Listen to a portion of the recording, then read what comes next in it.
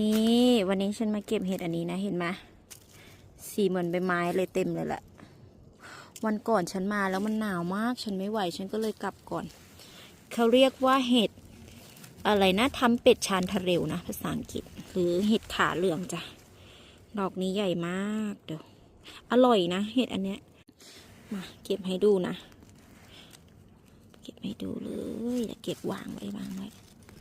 เราจะหักเอาอย่างนี้หรือจะดึงมาทั้งหมดก็ได้แต่ว่าปกติใช้กรรไกรตัดเอานะมันง่ายกว่านี่เก็บให้ดูหยอมหยอมหยอมหยอมหยอมหยอมอร่อยนะจ๊ะเห็ดอันนี้ใครไม่เคยทานน่าลองดูนะที่เยอรมันออกเยอะมากเกือบจะทุกป่าเลยหาง่ายเห็ดเนี้ยออกเยอะทุกปีที่เดิม